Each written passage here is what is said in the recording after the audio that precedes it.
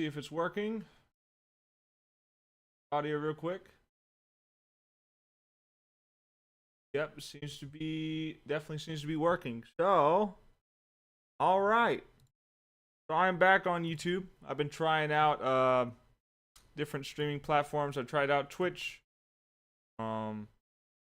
Really like it there. Kick, tried it out. Could not get a single viewer on Kick. I think everyone is just on there for the gambling. Which I mean, if it's if that's the content you like to watch, it's up to you. But as far as other stuff, I don't think you're gonna have much success.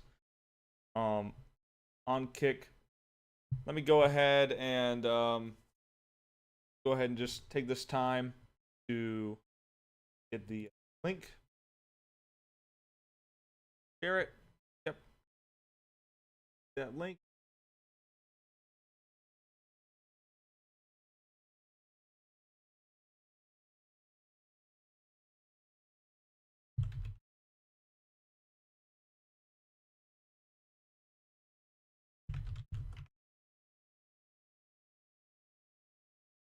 Okay.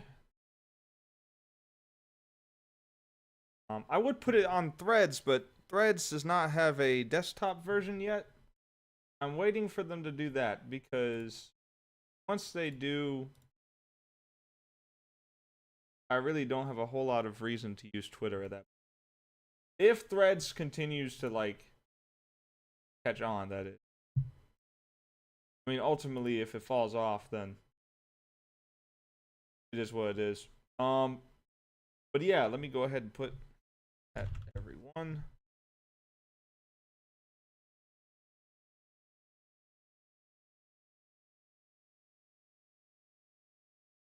The YouTube thumbnail is still Sea of Thieves. I'm gonna have to change that as some.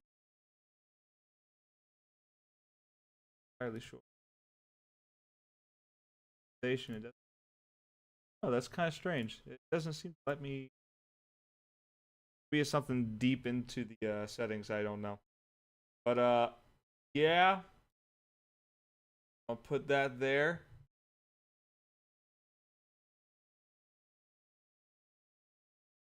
Okay.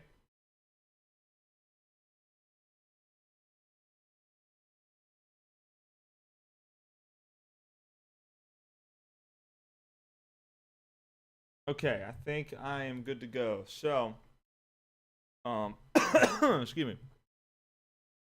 So let's get started, right? I got a brand new format. It's something I'm trying out.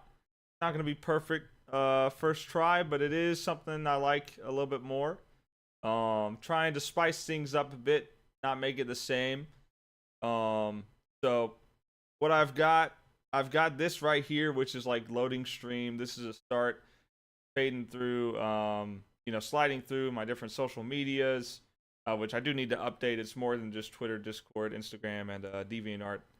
I have a Threads account, which you will see once you go onto Instagram. So I guess it's not too important for me to include that, but I think I should do it once I grab like a JPEG or the PNG rather, the logo, and throw that in there. But I also have this, which just says "Be Right Back," which is something that I've neglected to make for a long time as a "Be Right Back" message. And then, of course, on the right, you see all the different projects, the comic projects that I've got up there. And I should add on another one. Let me add that very quickly. Go to Yishu. I know this project has been temporarily canceled, but I want to include it in here.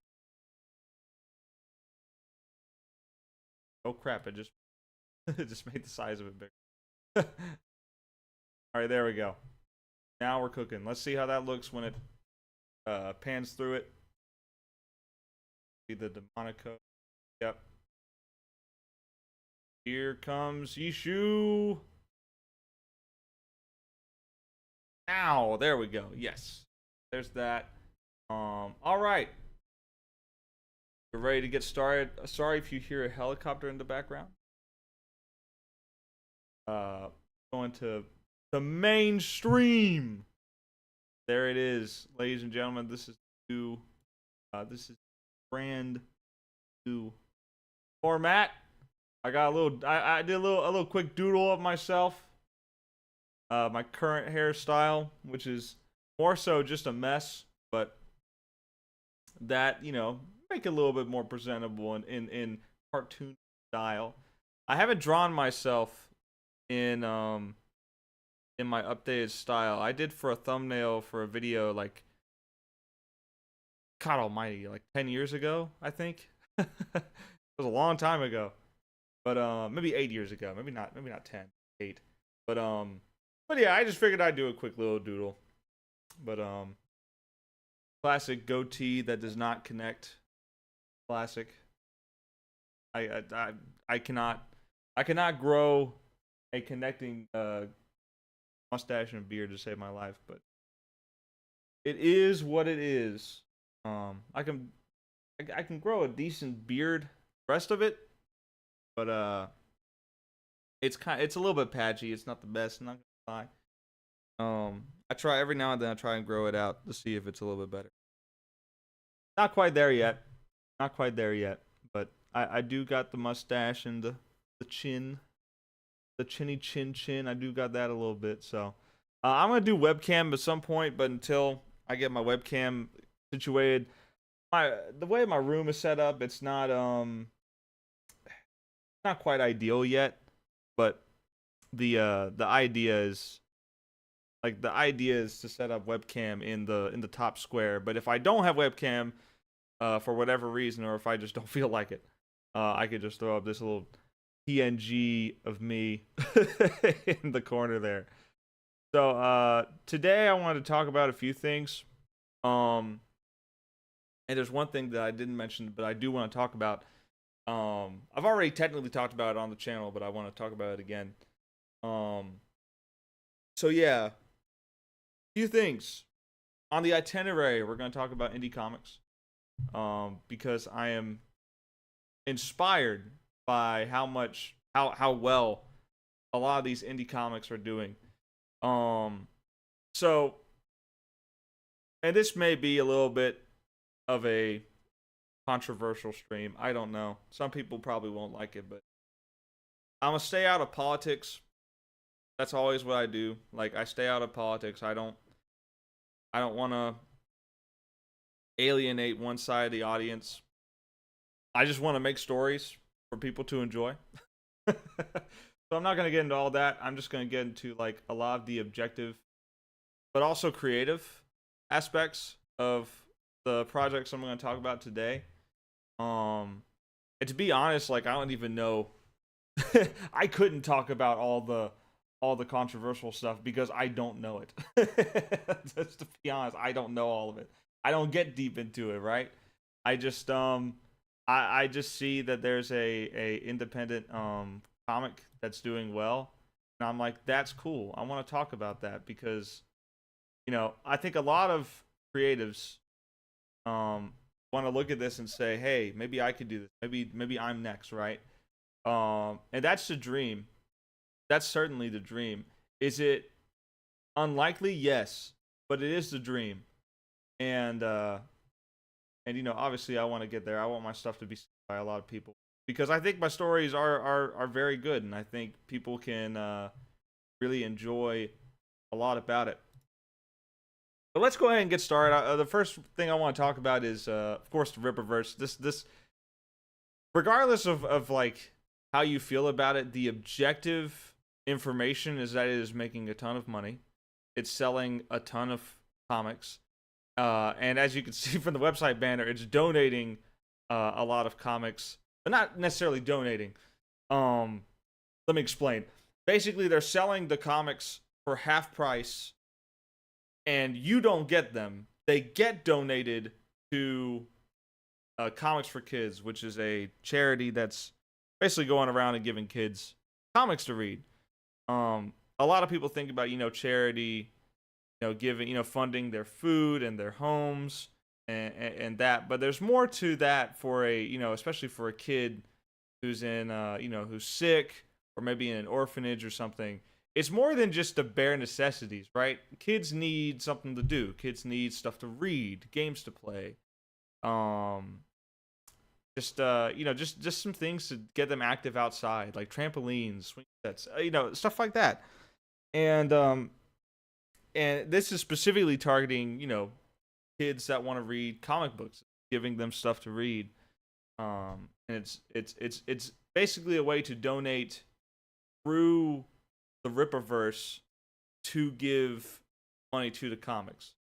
And excuse me, give the money through the comics to the charity. I probably explained that poorly.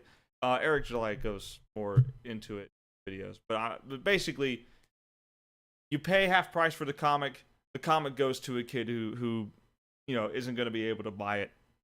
So I think that's a really cool idea.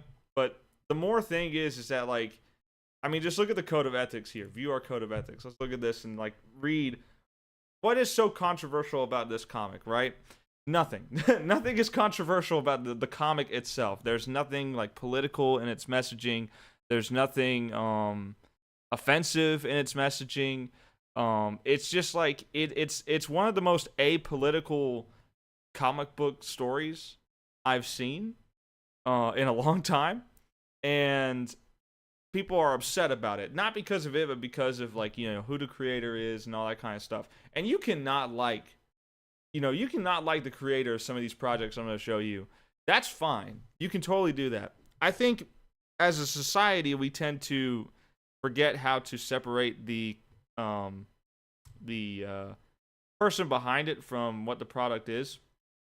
For instance, you don't really think about who the CEO of McDonald's is, but you go buy a Big Mac. You get the Grimace shake, right? No one is thinking when they're getting a Grimace shake who the owner of that store is, who the regional owner is, and who the CEO of McDonald's is. No one is thinking that. And if you want to say it's different because, food is a necessity, you don't have to get your food from McDonald's. You can get it from Burger King. You can get it from preferably healthier places. And the fact is that no matter how, which way you argue it, it is basically the same thing. You can get your comics from, anyone. If you go to Marvel and DC, maybe you like their comics, you can get it from them, or you can get it from Rippaverse. And from the first issue of ISOM, I got it. I didn't follow this campaign until, like, very recently when that first campaign was underway. I noticed it was doing well. I came across it, saw that it was doing well, and got it. And it is a great quality comic. I mean, I'll be honest. I'll confess a sin. I spilled water on a comic. I'm so sorry. I had to confess that. But yeah, I spilled water on ISOM #1. Quickly, tried to dry it off and stuff and put it away. I can't see any damage to it at all. If I were to spill water on one of my Batman or G.I. Joe comics, that stuff would have been, like, the paper would have been shriveled up. It might have been stained. The colors might have been affected by it. All that kind of stuff. I don't see any of that. I don't see any of that with ISOM #1. But yeah, I mean, this is just, if you separate the creator from the actual comic itself, this comic is fine. This comic is very good. I enjoyed it. It was a good read. My friend got it. He enjoyed it. And I'm excited to see what comes next. But if you look at this, Code of Ethics. Comic book company was not created at random. Our founder has been rooted in the culture of American comics since he was a youngster, and being a creative in the industry was always a dream of his. Fortunate state of the industry gave him the push that needed to give it a shot. We've seen that works. We've seen what works, and we're certainly seeing what not to do. Reverse Comics is the product of a comic book guy that still believes the magic of the culture. With that being said, we are guided by a set of principles. Company: respect the customer, canon and continuity, comprehensive timeline. Which is basically the response to a lot of comics especially with the multiverse stuff. I'm not the biggest fan of the multiverse stuff. I do like Spider-Verse. I think that's about the only project I've seen that uses that concept well. Um, but like even the MCU movies, I think the multiverse is just kind of dumb. It did bring us No Way Home, which I can't say it's all bad because No Way Home was fantastic. But I think the concept of it kind of makes the stories feel weightless. There's not a consequence, and a lot of people feel that way. I'm not the only person who thinks this. A lot of people feel this way about the multiverse as a concept and storytelling. It's like, oh, you got another Thanos level threat. Why don't I just, teleport in an Iron Man from a different dimension and have a million Iron Man come to this dimension to kill Thanos? That's the kind of issue, is that from now on in whatever MCU movie that comes out, I will always be watching it and questioning, why don't they just open up a portal and bring in someone who's gonna win? That's the issue. And a lot of people feel that way, and it's not just the movies. The comics also go that way, and DC does it as well. So a lot of people feel like the canon and continuity, the timelines aren't as solid as they used to be, and so that's basically it. If you read all of this, it's just about criticizing the storytelling and creativity of like Marvel and DC and other big comic agencies. It's basically just criticizing that. It has nothing to do with like the politics of it. It's just it is just talking about the creativity of it and respecting the customer. Basically, it's like the company is made for the customer. It's not made for any kind of like messaging or anything like that. It's just making comics for people who want to buy them, who want to get into the storytelling of comic books. And Rippaverse, I mean, the first campaign did 3.7 million, if I'm correct.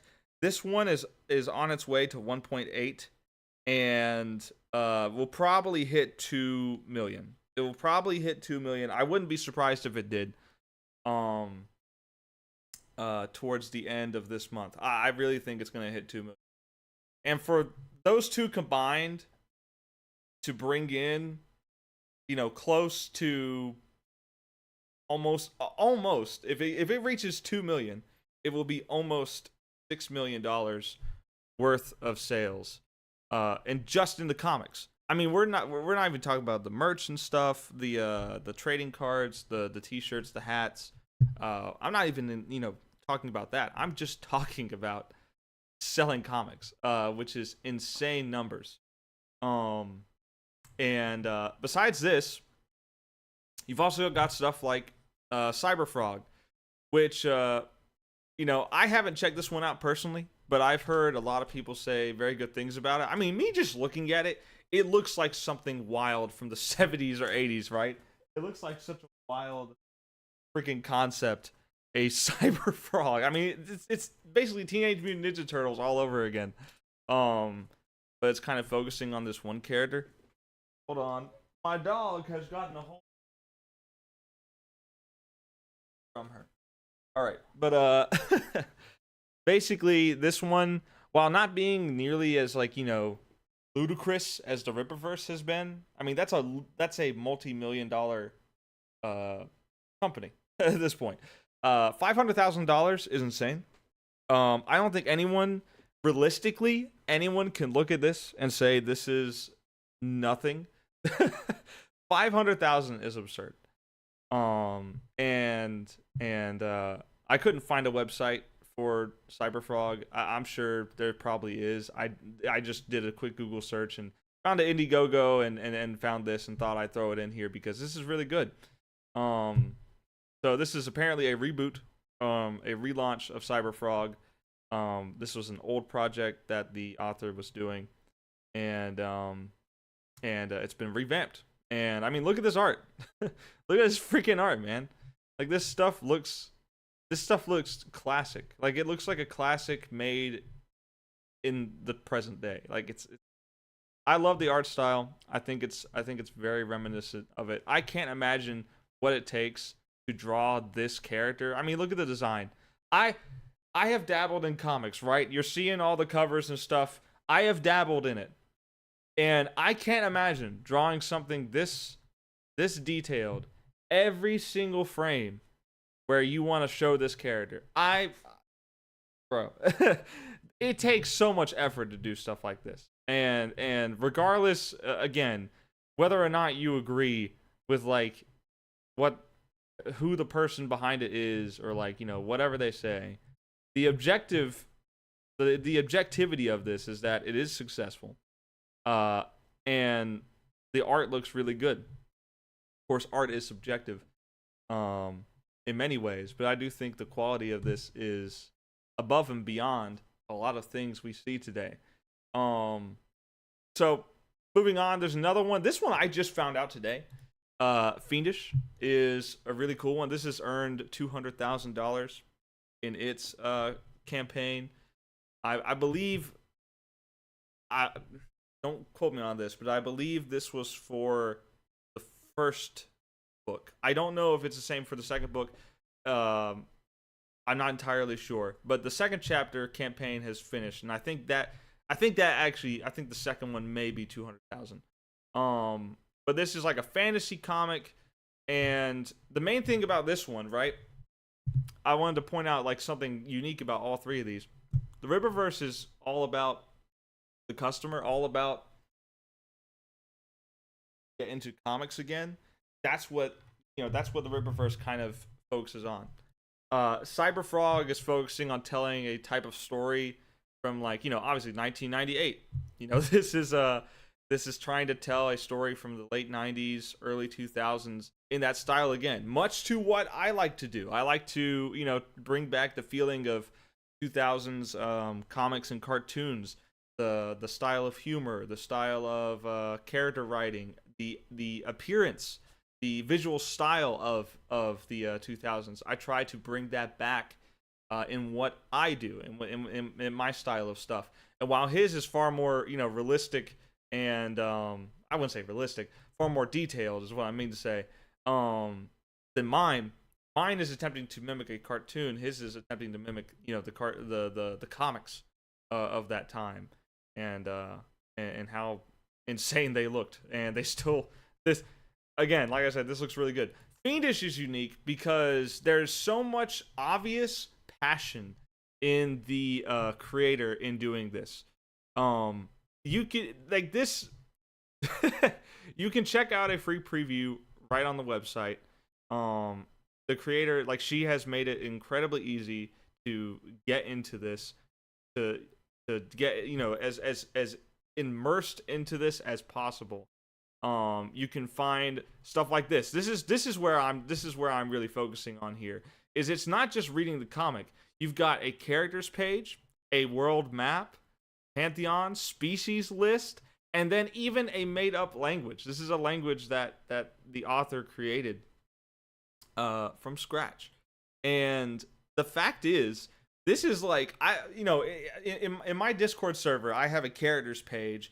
I have an about page for, like, you know, all my projects and everything. My Discord is effectively, you know, a website of its own that is interactable. Everyone can interact there. I also have my own website, but for the characters page, and I think, you know what, this has really inspired me to put some kind of, like, you know, characters page here, because I think that would be great. I think that would be a good addition. It would be a bit more tricky for me because I have multiple projects up here. It would be a bit more difficult, but I think I could definitely do it. The Discord has all of that separated by series. You can check out all of that. So it would be more difficult for me to do on the website, but I think I really want to do it, because what this shows, whenever I go to About and I see all of this, I see passion. I see, like, creative passion going into this that is just absurd. Absurd that this much love is being poured into a project like this. And as far as I know, I do not know this for sure, but I think Irene is a solo creator. And to do all the artwork, the writing, the world building, and all of this, is just insane. Like, this is an insane amount of work, and I wanted to highlight that. Let's look at the gallery. Got a gallery of different artworks. This stuff looks good. This, like, honestly, some of this makes me think of a few Magic the Gathering cards, stuff like that. There's a little bit of a style to it. Um, this looks really good. I like this. This is a more simplified kind of style compared to the cover. Like, this is what you would find on the pages. And this looks great. I mean, this obviously has a bit more detail, but this still looks just fantastic. I mean, this looks really good. So again, look at the fan art gallery. Let's see what people are putting up. Oh, this is nice. This is really cool. This guy is so intense. Look at his face. More of an anime looking style here. But yeah, I mean, there's just so much passion being put into the project. I just wanted to, like, compare these three, right? You've got this one, which is focusing on the customer. This one, which is focusing on, bringing back the good old days, so to speak. And this one, which is focusing on, passion, world building, and is also doing pretty good. Again, this is probably the weakest as far as money wise. Like 200,000 is less than 500,000, less than multi-million dollars, almost like right now over 5 million. And as far as like financially goes, I guess this one is the weakest, but still $200,000 is an insane amount of money, man. Like, you can't tell me that anyone watching this video would not want $200,000 to do whatever they want with. Like, you're kidding yourself. You're lying to yourself. That would be a ton of money to do what you wanted to do with this. So yeah, I just wanted to talk about this and really focus in on the creativity in the indie comics. I mean, indie comics are rising. It's definitely doing good. It's still got a ways to go, before it would ever, beat Marvel and DC. And I'm not saying that's the goal. I'm not saying the goal is to beat Marvel and DC at their own game. Me personally, like, I think the goal is just to do, your own thing as an indie creative. Do your own thing. If you make it and you sell and make money with it, great. I mean, now more than ever, you really just don't. This is proof that you don't need under the umbrella of Marvel, DC, Image, Aftershock, anything. Like, you don't need to go through the old channels. You can just do it yourself. And if you don't necessarily care about making money, you can also just do it through free means such as Webtoon, Kappas. Do all the art yourself, all the writing yourself. And right now, I mean, that's what I've been doing. That is what I've been doing is the online segment. Now the digital comics aren't as profitable to say than physical, but for me, it's not necessarily about the profits. I would like to make some money doing this. It would definitely motivate me a little bit more and show some more, like, physical side of support. But that's not really the main goal. The main goal is just to create. I love to create. I love to write. I love to make art. And I guess I'll go ahead and show you guys what I've been cooking up. So Little Miss Steel is out. You can check this out. It is a full novel. It's not a graphic novel or hybrid novel or comic. Novel is a full reading experience, just like Symbiotic, Curse of Knowledge.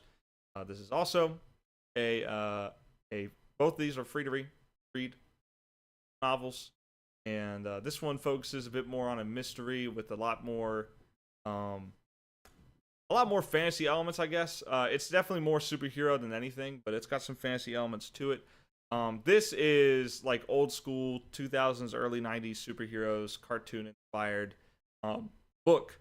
So if you really to sell this to you, to get you to be interested in this, I'll describe it like this: if you miss 2000s cartoons, if you miss stuff like Teen Titans, and also 90s stuff like Batman, stuff like Ben 10, Danny Phantom, even like obscure stuff like My Life as a Teenage Robot. Like, I take inspiration from everything that I watched growing up. I have taken inspiration and put it into the book.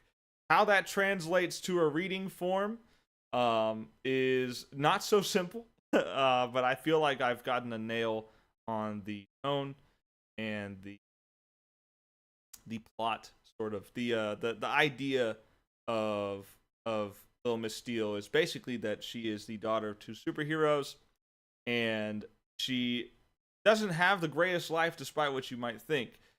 She wants to ignore the superhero powers that she has half of from her mother. She wants to ignore all the gadgets and cool tech that her father has made. She wants to ignore all that and just wants to be a drummer in her band. But a drastic situation forces her to make a choice between the two and maybe try and balance it out. Maybe see if there's a way to do both. But she goes from wanting to do one and hating the other to being forced to, seek a balance, sort of, and go her own path and become a superhero in her own way. So this is the story of Little Miss Steele. If you want to check out the characters, you can join the Discord. The link, I'll go ahead and post the link tree to this. Open this up here. I'll post it in the chat. And of course, it will be on the website in the description of this video if you're watching this as a VOD later posted. Check that out through the website and join through the socials. All you gotta do, scroll down, you go to contact me, scroll all the way down, and boom, social media portal, there it is. This will take you to this link tree, find everything. But besides that, I do want to finish doing my self-promoting.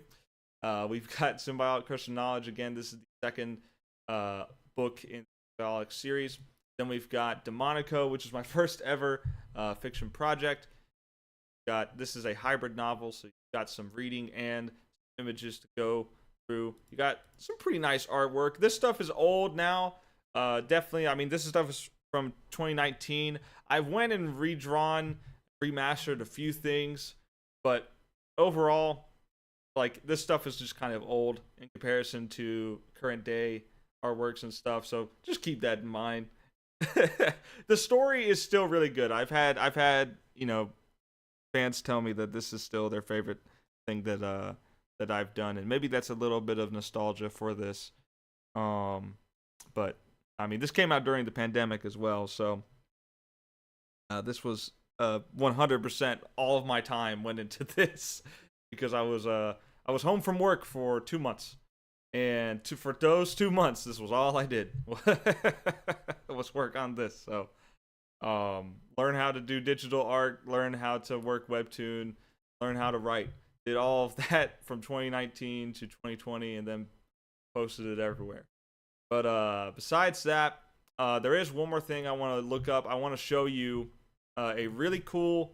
I want to spotlight a lesser known indie comic, which is Division 5. Criminally, it only has 9.8 thousand views on Tapas. It's got 412 subscribers. This is a really good series. I believe it's also, if I go to Canvas, I believe it's also on Webtoon and Global Comics. Division 5. Look that up. Pop up. Old, not here. Division 5. Rosalina II. But yeah, so I'll go ahead and subscribe to that now. Yeah, this is much better. Getting close to 1,200 views here, 11.5 basically, right in the middle. 580 subscribers, which is still great. I mean, this is great numbers, but it's still criminally underrated. I think this is really good. The artwork is great.